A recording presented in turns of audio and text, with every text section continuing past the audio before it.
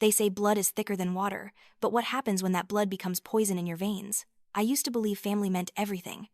I used to think love was measured in sacrifice, that being the good daughter meant swallowing my pride, opening my wallet, and closing my mouth. For 33 years, I lived by those rules, pouring my heart and my hard-earned money into the bottomless pit that was the Vance family legacy.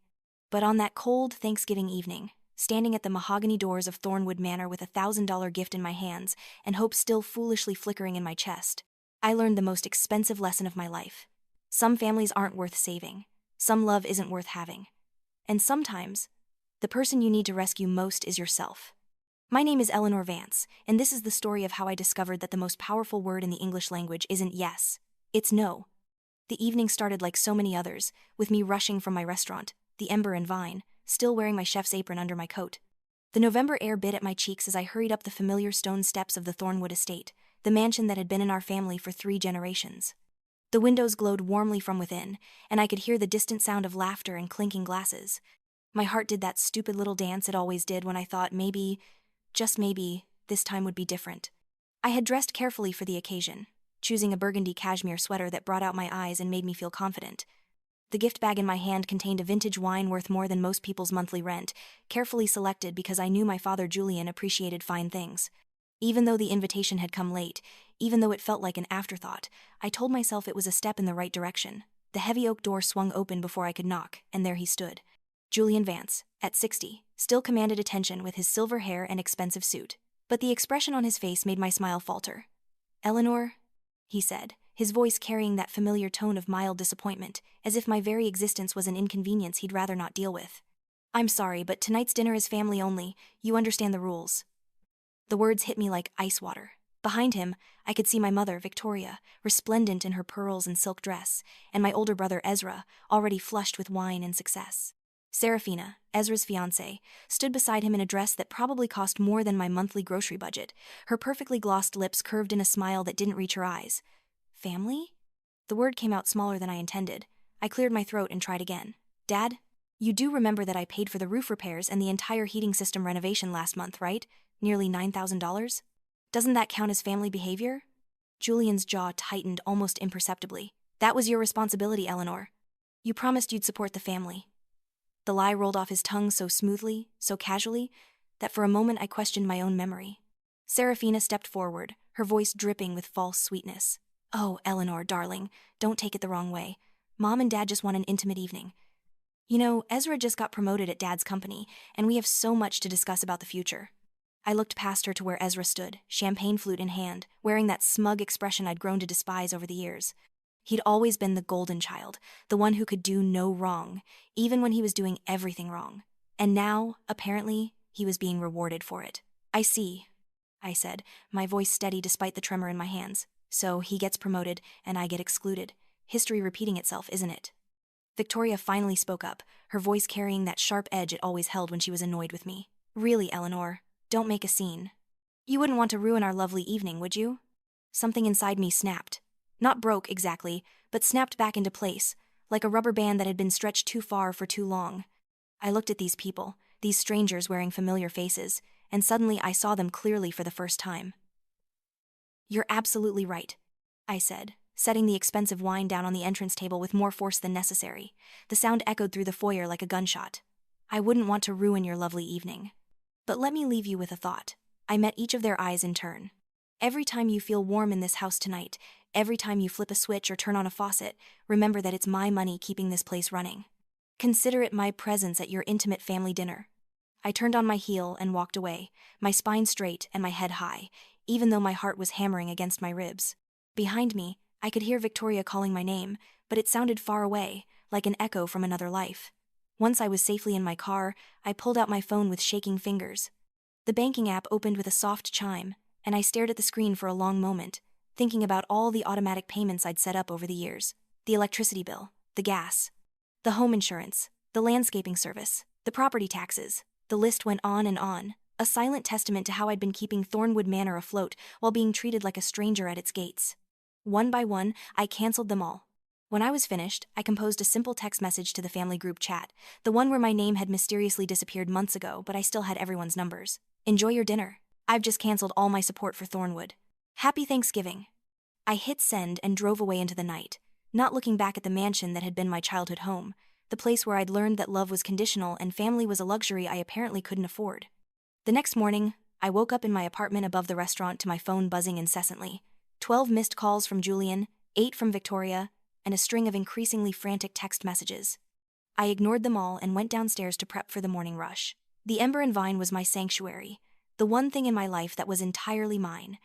I'd built it from nothing, starting with a small cafe 5 years ago and expanding into a full restaurant that was now turning a healthy profit. The warm brick walls, exposed beams, and carefully curated wine selection created an atmosphere that felt more like home than Thornwood Manor ever had.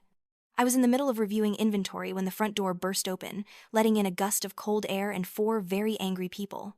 They looked disheveled, their usual polished appearances slightly frayed around the edges. Julian's hair was unkempt, Victoria's makeup was smudged, and Ezra looked like he'd slept in his clothes. "Eleanor." Julian's voice boomed across the restaurant, causing several of my early customers to look up from their breakfast. "What the hell do you think you're doing? The entire house has no power, no heat. Your mother's medication could spoil." The lie about Victoria's medication was so blatant, so desperate, that I almost laughed. My mother had never taken any medication that required refrigeration, but apparently, they were willing to say anything to guilt me back into compliance. "Oh, you got my message then?" I said, not looking up from my clipboard. I thought I was clear. "I'm not family, remember? So why would I pay for a house where I'm not welcome?" "You can't do this." Victoria's voice was shrill, almost hysterical. "That's your home, you lived there for years." "Yes, I did live there," I replied, finally meeting her eyes, "and I paid for it too. Now I don't." Ezra stepped forward, his face red with anger. "What the hell is wrong with you? Do you want our whole family to freeze to death?" "Your family?" I corrected. "And maybe instead of asking me why I stopped paying your bills, you should ask yourself why your parents treated me like a walking ATM instead of a daughter." Serafina tried a different approach, her voice taking on a patronizing tone. "Eleanor, this is childish revenge. We're family. We should work together." "Family?" I laughed, and even I could hear the bitter edge in it. "You excluded me from the will. You excluded me from family photos. You excluded me from your lives. But now that you need money, suddenly you remember the word family?" I walked to the back office and returned with a thick folder of papers, slapping it down on the nearest table. "Here. This is a detailed record of everything I've paid for that house in the past 10 years.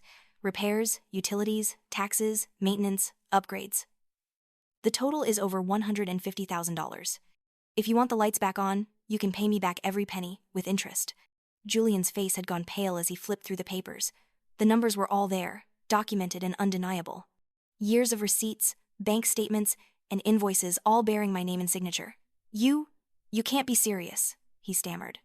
"I've never been more serious about anything in my life," I said. "I'm not your personal bank account anymore. I'm not your safety net. I'm certainly not your family." I gestured to my staff, who had been watching the scene unfold with growing concern. "Please escort these unwelcome guests out." Victoria looked as if she might faint. "Eleanor, please, you're being unreasonable." "No," I said firmly. "Unreasonable was letting you treat me like garbage for 30 years while I paid your bills. This is called having self-respect." They left, but not quietly. Victoria was in tears, Julian was muttering threats about lawyers, and Ezra was still shouting about how I was destroying the family. But Serafina, I noticed, said nothing. She just looked at me with something that might have been respect, or perhaps calculation. Either way, I didn't care. Over the next few days, the calls and messages continued, but they grew less frequent as the reality of their situation sank in. The heating bill alone was astronomical for a house the size of Thornwood, and without the steady stream of money I'd been providing, they were drowning fast. Then came the call I'd been waiting for, though I hadn't realized it. My grandmother, Sylvia Vance, 80 years old and sharp as a tack, phoned me on a quiet Wednesday afternoon. "Eleanor, dear." Her warm voice filled my ear. "I heard about what happened on Thanksgiving." "Grandma, I can explain." "Explain? Child, you don't need to explain anything to me. I should have spoken up years ago. I've been watching them bleed you dry, and I was too much of a coward to stop it." Her words brought tears to my eyes. "You're not a coward, Grandma." "Yes, I am, but I'm not going to be one anymore." Her voice grew steely. "There are things you need to know, Eleanor. Things about your inheritance, about the papers I signed years ago. I think it's time I told you the truth." She came to see me that weekend, arriving at the restaurant in a taxi with a briefcase full of documents. Over tea and homemade scones, she laid out a story that made my stomach turn. "They manipulated me," she said, her voice heavy with regret. Julian and Victoria convinced me you didn't want anything to do with the family legacy, that you were too independent, too modern to appreciate what Thornwood represented. They had me sign papers, legal documents that removed you from the will entirely. I stared at the papers, at my grandmother's signature on documents I'd never seen before. They lied to you. They lied to both of us, dear, but I have copies of everything, and I have my original will, the one I wrote before they got to me, the one that leaves everything to you. That night, I sat in my apartment, surrounded by legal documents and evidence of a betrayal that ran deeper than I'd imagined. They hadn't just excluded me from family dinners and photos. They'd systematically erased me from the family legacy while using my money to maintain it. The next morning, I called a lawyer. The legal proceedings took months, but I had time and resources on my side. My restaurant was thriving, and I'd quietly been making other investments over the years. While Julian had been living off my generosity, I'd been building an empire of my own. The discovery phase of the lawsuit revealed even more disturbing truths. Financial records showed that not only had I been paying for Thornwood's upkeep, but my money had also funded Ezra's failed business ventures, Victoria's shopping sprees, and Julian's expensive hobbies. They'd been living a lifestyle far beyond their means, subsidized entirely by my success. But the real bombshell came when my lawyer uncovered Serafina's involvement. She'd been secretly funneling business from my restaurant to Julian's company, skimming profits and kickbacks for herself and Ezra. The woman I'd thought was just another gold digger was actually a calculating thief. The day of the trial, I walked into the courthouse wearing my best suit and carrying my head high. The courtroom was packed with reporters and curious onlookers, drawn by the scandal of a wealthy family's public implosion. When it was my turn to speak, I stood at the witness stand and looked out at the people who had shaped my life for so many years. Julian sat slumped in his chair, looking older than his 60 years. Victoria dabbed at her eyes with a tissue, but whether the tears were real or performative, I couldn't tell. Ezra wouldn't meet my eyes at all. "Your Honor," I began, my voice steady and clear. "I'm not here seeking blind revenge. I'm here seeking justice. For 33 years, I believed that love meant sacrifice, that family meant giving everything and expecting nothing in return. I was wrong. Love should be mutual. Family should be built on respect, not exploitation." I gestured to the evidence laid out before the court. These documents show a pattern of financial abuse that spans over a decade. While I was working 16-hour days to build my business, my family was systematically draining my resources to maintain their lifestyle. They convinced my grandmother to alter her will, cutting me out of my inheritance while using my money to preserve the very assets they were stealing from me. The judge asked me what I wanted as restitution. I looked directly at Julian as I answered. "I want every penny I spent on Thornwood Manor returned to me, with interest. I want the fraudulent changes to my grandmother's will reversed. And I want them to understand that love isn't a transaction and family isn't an excuse for abuse." The verdict came down in my favor on all counts. The judge ordered full restitution, plus punitive damages for the fraud and emotional distress. But more importantly, he validated what I'd known in my heart, that what had been done to me was wrong, illegal, and unforgivable. The aftermath was swift and brutal. Julian's company, already struggling without my hidden subsidies, collapsed under the weight of the judgment. Thornwood Manor was seized to pay the debts. Ezra was fired from his job when the embezzlement came to light, and Serafina disappeared, presumably in search of a new mark with deeper pockets. Within 6 months, they'd lost everything, just as I'd lost my family long before they lost their money. A year later, I stood on the rooftop terrace of my newest restaurant location, watching the city lights twinkle below me. The Ember and Vine had become a small empire, with 3 locations and plans for more. I'd built something real, something lasting, something that was entirely mine. My phone buzzed with a text message. It was from Julian, the first contact I'd had from him in months. "Eleanor, please, we need help. We have nothing left." I read the message twice, then deleted it without responding. Some bridges, once burned, should never be rebuilt. Downstairs, the restaurant was alive with conversation and laughter. My staff, people I'd chosen carefully and treated with respect, were preparing for the dinner rush. These were my family now, the people who showed up for me because they wanted to, not because they had to. Grandma Sylvia was at her usual table, holding court with a group of regular customers, telling stories about her youth with the kind of joy that comes from being truly seen and valued. She'd moved into a lovely assisted living community near my restaurant, paid for with money from the settlement. For the first time in years, she looked truly happy. "Eleanor, dear," she called out when she saw me. "Come join us. Mrs. Patterson was just asking about your famous butternut squash soup recipe." I smiled and walked over, settling into the chair beside her. This was what family was supposed to feel like. Warm, welcoming, built on choice rather than obligation. Later that evening, after the last customer had left and the dishes were done, I walked through my restaurant one final time before heading upstairs to my apartment. The space reflected everything I'd learned about myself over the past year. It was elegant but unpretentious, successful but not showy, welcoming to all who entered with respect and kindness. I'd lost a family, but I'd gained something more valuable. I'd gained myself. The next morning brought news that Julian, Victoria, and Ezra had been evicted from their temporary housing. They were essentially homeless now, reduced to the charity of friends who were growing increasingly distant as the scandal continued to unfold in the local papers. Part of me, the part that remembered being a little girl desperate for her father's approval, felt a flicker of sadness for them. But it was quickly replaced by something stronger, a sense of justice finally served. They'd taught me that everything had a price. They were right about that, at least. The price of their cruelty, their exploitation, their casual dismissal of my worth had finally come due. And unlike me, they couldn't afford to pay it. As I prepared for another day at the restaurant, I thought about the message Julian had sent. He'd said they had nothing left, but that wasn't quite true. They still had each other, though from what I'd heard, even that was strained. Ezra blamed Julian for the family's downfall, Julian blamed me, and Victoria blamed everyone but herself. They'd learned too late that when a family is built on lies and exploitation rather than love and respect, it crumbles at the first real test. I'd learned something different. I'd learned that you can't pour from an empty cup, that you can't love people into loving you back, and that sometimes the bravest thing you can do is walk away. My phone rang, interrupting my thoughts. It was Sarah, my restaurant manager, calling to tell me that a food critic from the Times wanted to schedule a visit. Good news, as always. The Ember and Vine had become known not just for excellent food, but for its warm atmosphere and ethical business practices. I treated my employees well, paid them fairly, and created a workplace built on mutual respect rather than fear or exploitation.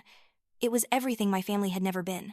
That afternoon, I met with my lawyer to discuss the final details of the settlement.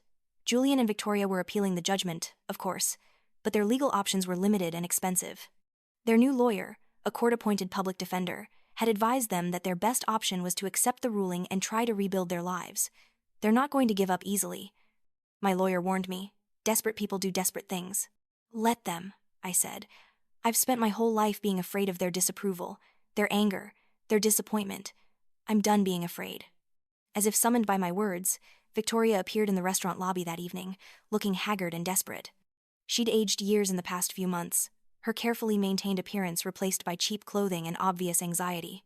"Eleanor, please," she said, approaching my table where I was reviewing the evening's receipts. "Just 5 minutes, that's all I ask." Against my better judgment, I nodded toward the empty chair across from me. She sat down heavily, as if the weight of her fallen circumstances was a physical burden. "I know you hate us," she began. "I don't hate you," I interrupted. "I don't feel anything for you at all anymore. That's what you never understood. Indifference is much worse than hatred." She winced. "We made mistakes." "Mistakes?" I laughed, but there was no humor in it. A mistake is forgetting someone's birthday or double-booking dinner plans. What you did was systematic, emotional, and financial abuse that lasted for decades. "We're your family," she said desperately. "No," I replied firmly. "Family doesn't steal from each other. Family doesn't lie and manipulate and exploit. You were the people who happened to share my DNA and my childhood address. That's all." Victoria started to cry then. Real tears this time, not the performative weeping she'd used to manipulate me for so many years. "We have nowhere to go, Eleanor. Ezra is talking about ending things. He can't handle the shame." For just a moment, I felt a flicker of the old Eleanor, the one who would have rushed to fix everyone's problems, who would have opened her wallet and her heart to people who had never deserved either. But that Eleanor was gone, replaced by someone stronger and wiser. "That's not my responsibility," I said quietly. "You spent 33 years teaching me that I didn't matter, that my feelings didn't count, that my only value was what I could provide financially. You succeeded. So now, when your feelings are hurt and you need financial help, why would you expect me to care?" She sat there in silence for a long moment, perhaps finally understanding the depth of what she'd lost. Not my money, not my house, but me. The daughter who had loved her unconditionally was gone, replaced by a stranger who looked at her with the same cold calculation she'd once used on me. "I'm sorry," she whispered. "I know," I said, "but sorry doesn't undo 30 years of damage. Sorry doesn't give me back the mother I needed, or the childhood I deserved. Sorry is just a word you say when you finally face consequences you never thought would come." Victoria left without another word, and I watched her walk away into the night, shoulders bowed with the weight of her choices. I felt nothing but relief that the conversation was finally over. Months passed, and life settled into a new rhythm. The restaurant continued to thrive. I opened my second location, and I began dating someone, a kind man who owned a bookstore down the street and who had never once asked me to pay for anything beyond my own dinner. Grandma Sylvia celebrated her 81st birthday surrounded by friends and chosen family at the Ember and Vine. She'd never looked happier or more at peace. The money from the settlement had given her comfort and security in her golden years, but more than that, she finally felt free from the guilt and manipulation that had clouded the last decade of her life. "I should have protected you better," she said to me as we shared a quiet moment during her party. "You protected me the only way you knew how," I replied. "And when you learned the truth, you helped me fight for myself. That's what matters." Julian made one final attempt to contact me, showing up drunk at the restaurant on a rainy Tuesday night.